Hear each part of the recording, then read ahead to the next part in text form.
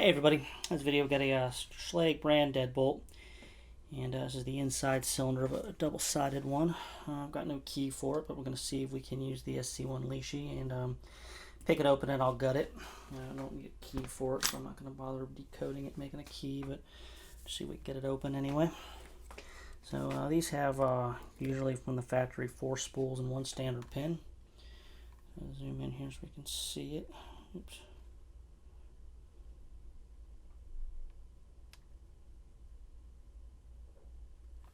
Alright, looking good, I think. Okay, these things always want to pick one way easier than the other. This one actually feels like it wants to pick counterclockwise, so that's the way we'll try to go. Okay, I'll click on 1. Click on 3. And 4, nothing on 5.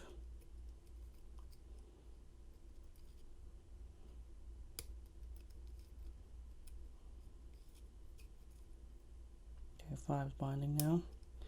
Okay, drop this into a false set. So 1 I believe is set. Okay, 2 is binding. 3 is good. Okay, I didn't pick 2. It felt, when I said binding, then it felt a little springy, so 4 definitely feels ready to pick. If you're not sure, just skip it. You can always go back. Okay, big click on 4. We're in a false set. Now 2 is definitely binding now, so a little bit of counter rotation because we got a false set going because of those spool pins, and we are open. So managed to pick it open there, and then we could always decode it and cut a key now. But like I said, we'll just gut it here. I don't see any need to cut a key on it. And I think 5 is going to be our standard pin, I think. That seemed like when it dropped into a false set was on number 5. But it could be number 1 also. It's usually is one of the first pins in there. These are the standard pins normally. Now we can take the Lishi tool out and pull this guy out.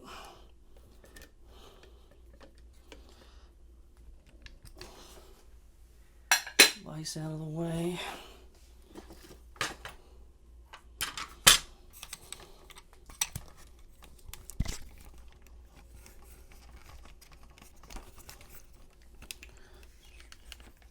Just gotta adjust the camera here. Alright, so try to be careful not to lock it back. Look at my last video, I had to do that and ended up having to shim the lock after picking it. And so on this guy, we will, this is a double-sided deadbolt. I can't use my handy tool to easily unscrew the cap here, so do it the old-fashioned way.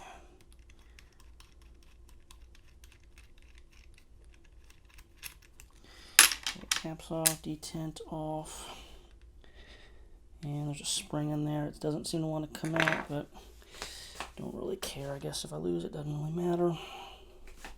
And as far as gutting it goes,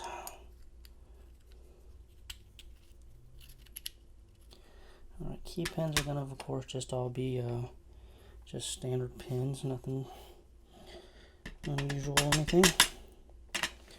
Grab my key blank here, it helps out. Okay, so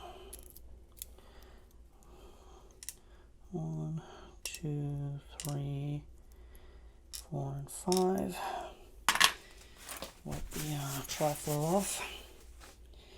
And guys, I put this in backwards here, so I end up cutting it from the back. So we have number 5 first. And 5 is going to be our standard pin, so I was correct on that. And then the next 4 should all be spools. It's usually how Schlage are pinned from the factory. So 1 spool, 2 spool, 3 spool, and pin number 1 spool as well. So normal factory bitting from Schlage here, and then of course all the springs are just normal brass springs. Nothing to see there either. Alright, let me get a zoom in on these pins here. That's what we got. I think we got actually 2 false sets on that. You can end up getting 3 or 4 false sets, especially if you end up dropping pins a couple times here when you're picking these. Lishi does make it easier, though. You just got to really be careful managing your counter rotation so you don't keep dropping stuff while you're picking them. But not too bad. Also nice too. You don't have to worry about which direction you pick it. Lock wants to pick one way better than the other. You just pick it that way, and you just either decode and cut a key or just plug spin it. No reason to try to fight it picking it the way that it doesn't naturally want to go.